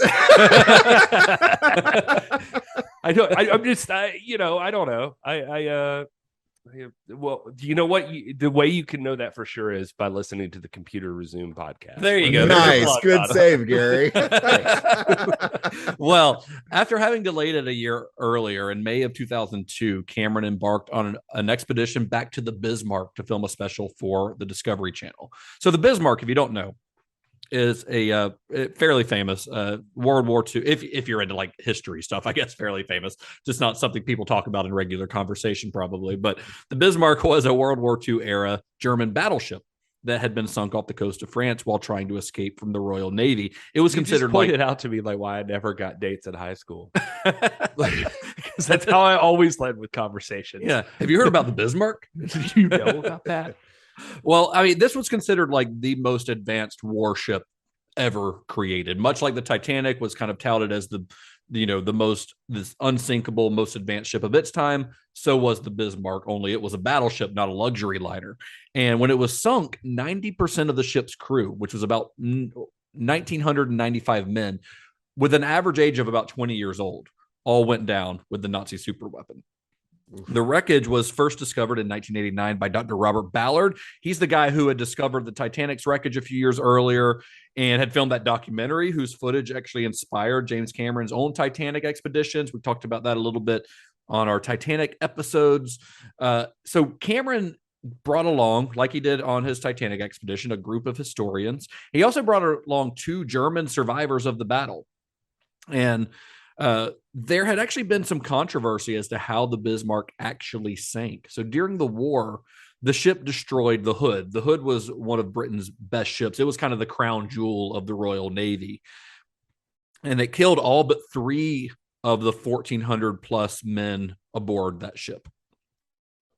And by the way, this is right after the Bismarck has it left port like 7 days ago or something, right? This is on its first voyage out. It was built in secret. It's going out first trip out, destroys the Hood. It becomes this big rallying cry, sink the Bismarck, that Winston Churchill and England are using this as like motivation for the English people in the war. So a few days later, the story goes, the British Royal Navy gave the ship a pounding. They got in a firefight and it ended up sinking the Bismarck, sending it 3 miles below the surface of the Atlantic. But some of the German survivors claimed that it wasn't the Brits, but the Germans themselves who actually sank the ship. It was certainly wounded, and what some of the researchers in the film call tortured by the British, but wasn't actually sunk because it was essentially an unsinkable ship. But they didn't want it to be boarded by the Allies, so the Germans sunk it themselves. So that's the other side of the story. Well, Cameron, using his ROVs, is able to get images of parts of the ship that had not been seen since it sank in the 1940s. And he's able to put forth theories on exactly what happened to the ship. He noted that that none of the torpedoes or shells had penetrated the second layer of Bismarck's inner hull, and that the British torpedoes hadn't actually caused any significant flooding on it. According to his findings, the wounded ship would have sunk even without being deliberately scuttled, but it would have taken much, much longer, enough time for many of its sailors to be rescued. That theory was pretty controversial with British historians who were, on the proud side, let's say. But scientists who specialize in maritime forensics agreed with his findings on it. Well, did either of you have a chance to watch this documentary? No. Expedition Bismarck. It's I did. It's on YouTube, so it's pretty easy to find. Pretty cool. It's pretty cool. I mean, it definitely feels like a made for the Discovery Channel documentary in some ways. Some of the CGI is a little, Discovery Channel-esque, but very, very interesting. And the way that he treats the German survivors in it is really cool because, it's really easy to look at these guys and go, oh, yeah, you were Nazis, but they were 18 years old when they were on the board of the ship. They were 10 years old when Hitler came into power. So they grew up being taught propaganda. They were kids. That's a forgiving way of looking at things that a lot of society doesn't agree with sometimes. Yeah. These guys were not out there. They weren't manning the fucking, ovens and things in the gas chambers and stuff. These guys were doing a job aboard a ship, and they were on the wrong side, and they will 100% fully admit it. They do so in the documentary. But they were like, we were kids and we didn't know what we were doing. We know that we know that we were on the wrong side of history. But at the time, we were just dumb kids who were taught the wrong thing growing up. So it's kind of neat. I was actually going into it. I was like, I went into watching it knowing that he had some German survivors in it. I was like, oh, those are Nazis, right? Like we're just gonna hang out with them for a couple of hours. But it's treated very well, I think, the way that he does it. Shad gave it 2 stars on Letterboxd and said, well, it's definitely a Discovery Channel documentary from 2002. Enjoyed the montage of Hitler rallies set to generic heavy guitar riffs to convey the guitar riffs are weird. He says it helps convey the idea that Hitler had 1930s Germany under his sway like a rock star, and made us feel a little less icky about James Cameron spending so much time with 80-year-old Nazis who served on the Bismarck. Pretty messed up that this is the last time Cameron worked with Lance Henriksen, who only narrates and doesn't get to join the expedition like Bill Paxton did in Ghost of the Abyss. For the love of God, Jim, put the man in Avatar. I mean, honestly, after watching it, I think Lance Henriksen should be the go-to narrator for everything. Sorry, Morgan Freeman, but I think Lance Henriksen deserves that gig. It's really great. It's really good. I actually did have I did have a second review here from B, who gave it 2 stars, who says, I spent 49 cents to rent this and complete my James Cameron filmography. I got my money's worth. But the important thing with James Cameron, I think, here is too, like he one around this time too. Again, another quote from James Cameron. He says that the wrecks are interesting in and of themselves as objects, as pieces of engineering, but ultimately they're a doorway into another time. I think of the submersible when we're doing this wreck diving as a time machine. Above all, he says, I think of the science of it. He says, I just want to be a cheerleader for legitimate scientific exploration. I think that's a necessity as a filmmaker to get the message out, whether it's exploration, conservation, respect for organisms and ecosystems. I'm driven by curiosity. I want to know how everything works. From the Big Bang and onwards, there are still huge areas of curiosity to fill. When you've got a great story, whether it's a feature or a documentary, you got to pursue it. Yeah, and the documentary was really well received when it aired in December of 2002. It did well for the Discovery Channel. And Cameron followed it up with a couple of other controversial documentaries that he produced. He didn't direct these, but he produced them. The first one of those was called The Exodus Decoded, which was produced for the History Channel. The Exodus Decoded speculates that the plagues of Egypt, as described in the Bible, could be explained naturalistically as opposed to being acts of God. I watched this. It is incredibly interesting.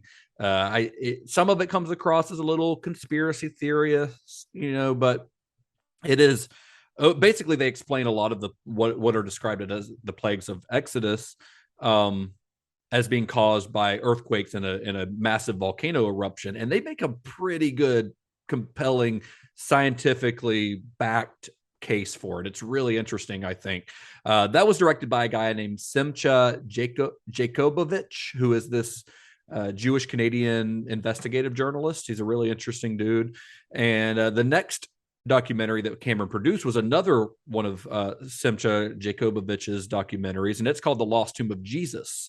That one claimed that Jesus's tomb may have been found in Jerusalem in 1980 during an apartment construction project. And the documentary challenges the idea of the resurrection as an actual physical act, and suggests that Jesus and Mary Magdalene were buried together as husband and wife, and that they had a son. As you can imagine, that both of these documentaries were met with considerable controversy from the church because Christians, you may not know, but Christians are not super chill about this kind of stuff. But they're both worth checking out. They're both incredibly interesting. I watched them both on Tubi for free. So if you're interested, I mean, they definitely feel like History Channel documentaries, you know what I mean?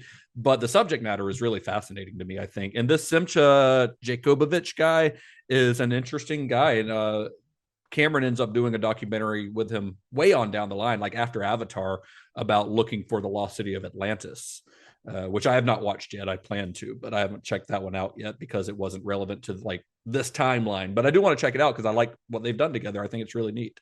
Well, for the record, Justin and I differ sometimes on things going all the way back to our Passion of the Christ episode. But I will say that not all Christians are super strict on this. And so I can accept that like sometimes there's some like scientific event that happened, and maybe that's how you explain something. But the thing with an interview with Cameron about Simcha on Exodus Decoded is this is really interesting to me because I feel like it kind of butts heads with literally like the stuff we just talked about, because he says Simcha is brilliant finding new evidence and making cognitive leaps that so-called experts aren't allowed to, connecting the dots, seeing a pattern in disparate pieces of information, evidence, and lateral thinking are all the more the province of the filmmaker. Here we found evidence that may set the Exodus clock back 200 years. We can shove this film in the experts' faces and start a dialogue. History is often told by the victors. It is edited by subsequent rulers who chisel away at it to show themselves in a better light. History is a moving target, and we should not be afraid to be provocative about it. On one hand, I get what he's saying there. Like, yeah, you got to be able to interpret this differently. But it's also funny because he's got some stuff that may or may not be true, but it could be true. So we should really like promote this. I mean, but he does make a compelling case for it, and there is science behind it, but none of this stuff is provable. Well, I mean, the thing is don't get me wrong. I'm saying you're talking about all the plagues of Egypt. I mean, I'm like, well, it would be cooler to have like a scientific explanation of this, right? Than it just randomly happening by that God actually turned the water into actual blood. Exactly. Yeah. But Contagious writes half star on this one. Hallelujah. I've never seen someone manipulate evidence and misinterpret historical tablets to fit their narrative before. Wow. and on the Exodus Decoded, I should say that Cameron does appear in it in addition to producing it. He's like kind of a secondary narrator because Simcha is really kind of the primary narrator, but Cameron pops up now and then to say like, this is where we're at in the timeline. And so he is actually on screen in it.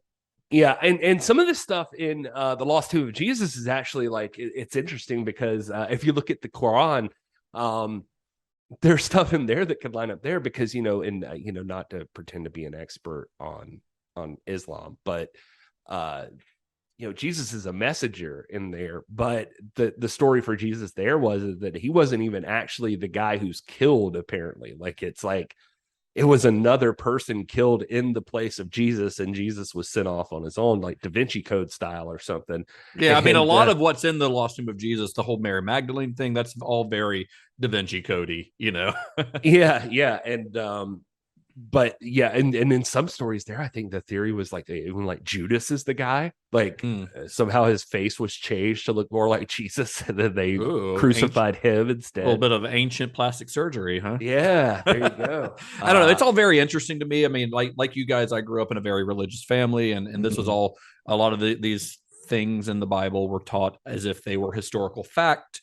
Which when you look back on it as a 40-year-old, you're like, oh wait, what? Like adults were teaching me that this was like a thing that actually happened. This isn't a metaphor. This is like an actual historical event. And so we know now that a lot of this stuff was rewritten. There were multiple versions of the Bible throughout the years where things were edited in and out. There were entire books of the Bible that were done away with because they didn't fit what the church wanted their narrative to be. So it's all up in the air. But these documentaries make a compelling case, and I don't know if it's true or not. Like I said, it's really not provable, but it's interesting. Yeah, I grew up in the church a little bit different than the evangelical church, but I definitely had that same thing where it's like all this is like strictly fact, and it's just interesting to me to always see like, well, where could this have come from, and how much is dead on, and how much like is not. What physical event, like actual event, happened that got interpreted as a supernatural event. Right. And that's basically, especially the Exodus one, that's really what that's about. Like, how can we explain locusts and the blood turning red and all this other stuff? And he does a pretty good job of presenting you with possibilities. I will say. Didim Dynamo on the Lost Tomb of Jesus gave it 2 stars and said, another fantastic production from James Cameron and the scholar filmmaker with the aggressive hat. It is an aggressive hat. That is true. So at this point in his career, Cameron considered himself kind of more of an explorer than a filmmaker. He was constantly in pursuit of projects where he was going to learn something, where his curiosity is going to be satisfied. That's what he's looking for. Between 2001 and 2004, he spent 7 months at sea and went on 41 deep submersible dives. So this exploration and the satisfaction he was getting from them, this began to change his way of thinking. Previously, he'd said, and this is a quote from him, everything had to be about the film. Do whatever, sacrifice whatever, move to England, give up your salary, whatever it takes to make the film, put on the show. But these expeditions, when he was going on these, he started to kind of feel like the film itself wasn't as important as the moments that he was living, which I think is something that probably comes with age and perspective, especially maybe having a family and stuff probably had something to do with that. Oh, for sure. But his notion of leadership began to change as well. On these expeditions, he was literally responsible for people's lives. Like he was responsible for people's safety on Titanic, but like he was the guy, like if he made a wrong decision, people could die on these expeditions. Yeah. And he also saw that his previous management style could probably use a little bit of finessing. And he would later say, you learn to deal with people from a place of respect. Before you open your mouth, if there's an assumption that you respect that person, you're going to deal with them differently, which I think is a fantastic way to approach just about any conversation. Oh, well, yeah, it's a good idea. And it even goes to like the stuff with that we're going to, run across the next episode mostly, but he even talks about like some of his comments on like CGI and like everything being able to be done with computers. He straight up says like some of these things, like even up to today, like you can't replace actors. You have to respect the ability of actors, and you can change how they look. Like he's like, we can eventually get to the point that he's like, they're going to have to learn to be different things than humans sometimes. I think this was literally right before Avatar. He was saying, like they're going to have to learn how to be something else, but it's still going to take real actors underneath whatever we can do to them. Right. Well, after his expedition to the Bismarck, Cameron went so far as to purchase his own submarines. That's how committed to exploration he is. Nice. In 2003, he filmed yet another underwater documentary. This one's called Aliens of the Deep. In that documentary, Cameron teamed up with NASA and the Jet Propulsion Laboratory to investigate the ocean's hypothermal vents, which is a unique part of the ocean where organisms don't require sunlight to live, instead deriving their energy from the heat coming from those vents. And in this documentary, Cameron's accompanied by astrobiologists and posits a theory that the vents provide an idea of what life on other planets could look like. And like Ghost of the Abyss had been, it was shot and released in the IMAX 3D format. Did you guys have a chance to watch this one? This one I did watch. Yeah. It's pretty, it's honestly really fascinating. There's some fascinating footage of like the footage of the underwater life and stuff is really cool. I think it's a little cheesy when it gets to the space stuff at the end, which is clearly sort of inspired by the Abyss. Hence, but but it's a little hokey. But I see what he's trying to do. You know what I mean? And I think it's an overall pretty interesting documentary. And that strange kind of bioluminescent flora and fauna that he saw Yeah. during this expedition would greatly influence the creature and plant design on the next movie he's going to very much. Yeah, absolutely. I mean, you watch this knowing what Avatar looks like, and you're like, oh, it's a very clear inspiration. Clearly he got, clearly he was inspired by this stuff he found on the bottom of the ocean. And it was like, and even some of the like real science of it, because you see these, okay, it's volcanic and it's shooting forth, some heat and a little bit of black smoke, but you don't think much about it. And then they're like, no, we have to be careful about how close we get to this. It'll melt the sub. Oh, oh, okay. All right. Okay. I believe you, engineer from NASA. It's so nobody felt like a consumer who gave it 1 star and said, like many others, I expected to have a front row seat for a 90-minute tour of the deep. Instead, I got patronizing, self-centered tours of the team who did the dive with maybe 10 to 15 minutes of actual life added just to keep us hoping for something. Add to that the assumptions about life on other planets and science fiction at the end. I have to say this was a waste of time and money. Has that person never watched a documentary before? It's disappointing for some people. I mean, there was another person on there that said, I thought this DVD was going to show awesome creatures deep within the ocean. All they show is like 3 creatures and everything else is people talking about the experience. But those 3 creatures look really cool. It is cool, and it's another one that I would have liked to have seen, in IMAX. I think that would have been really cool. I think so too. That would have been cool. Well, by 2005, Cameron had spent 7 years of his life devoted to discovering new places and new technologies. So this age, from about the age of like 43 to 50, these are generally some of the most productive years for a film director, and he decided to just forego working in narrative film for that time. He could have made multiple other movies during that time if he wanted to. He could have made Spider-Man. He could have made Planet of the Apes or whatever else he was offered at the time. I did find, if you're wondering, a quote. If you weren't wondering, I've got it anyway. That James Cameron said about Spider-Man when Sam Raimi was hired on to do that movie. He said, quote, "Good God, Sam Raimi is a cool director. When I heard he was doing it, I thought, perfect choice. I think they used my script as a jumping off point, and I wasn't involved in the process. Every film has its own life. Sam actually hewed it closer back to the comic, which was probably wise for the fans. Mine was going to be way more satiric." I really want to read his whole script for Spider-Man. I'd be interested in that'd be cool. That. Yeah. So after all this period of exploration, he was now ready to use all of what he'd learned about life and technology and science back to Hollywood, where he would embark on the filming of his most ambitious and groundbreaking film yet. And one that, like Titanic, I feel like with time, people have they feel like they need to shit on it for absolutely no reason. So we'll see how we feel. I actually already know how I feel about it. I've already watched it, but I haven't watched the other 2 versions of it yet, though.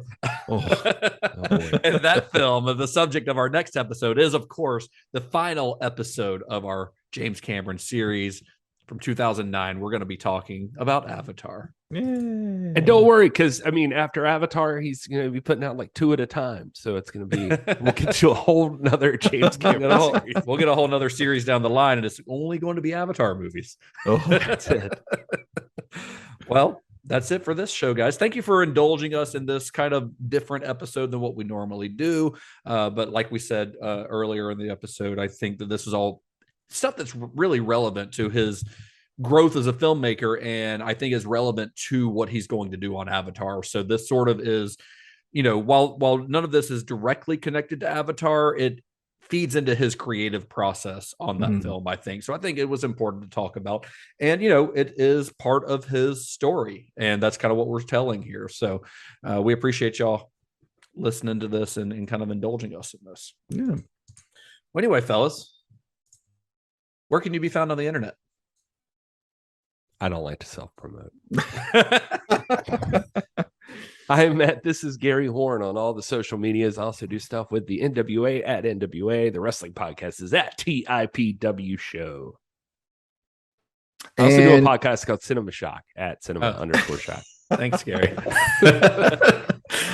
If Star Trek is your thing, check out Computer Resume Podcast, where we are covering the entire franchise in chronological order. You can find that on all your major podcatchers and on all the socials at Computer Resume. You can find me at Mr. Todd A. Davis on Facebook, Twitter, Instagram, Letterboxd, and D&D Beyond. I don't even believe you use D&D Beyond. Okay. You can believe that, Gary. I'm going to look it up. All right. After our last episode, I looked up your Letterboxd, and your last update was 2 years ago. Yeah. So Todd is continuing to promote his Letterboxd Yeah. that he has not updated in 2 years. Well, I'm on D&D Beyond right now, and I just searched Todd Davis, and I didn't find anything. Todd A. Davis. Mr. Todd A. Davis. But your last Letterboxd was I think it was a Toby Hooper film from like one of our very Probably first when series. Probably from when we were talking about Toby Hooper. But anyway, to our listeners, please go follow Todd on Letterboxd if you want to. I don't know, dude. Yeah. I just searched Mr. Todd A. Davis. It says, looks like we failed our investigation. Cast guidance on us by refining your search. We'll try again. Wow. Well, anyway, I'm Justin_Bishop, Twitter, Instagram, and Letterboxd, where I'm very active, as is Gary. Thanks, Gary. You're doing great on Letterboxd, by the way. I'm at least like documenting every movie. At least logging them. Yeah. That's what I do. And you can find the podcast at cinema_shock, where you can find links to every episode. You can listen to every episode. You can browse episodes by series where they're grouped together. You can find links to our merch, links to our Discord, everything. So your one-stop shop for all things Cinema Shock. Until next week, may the wings of liberty never lose a feather. And be excellent to each other. Pick up a camera, shoot something. No matter how small, no matter how cheesy, no matter whether your friends or your sister star in it, put your name on it as director. Now you're a director. Everything after that, you're just negotiating your budget and your fee. And Johnny has the keys. You were just quoting James Cameron and then adding Johnny. I didn't know what to do. I was just like, I'll just Jim Cameron quote. I like it. I'm with it.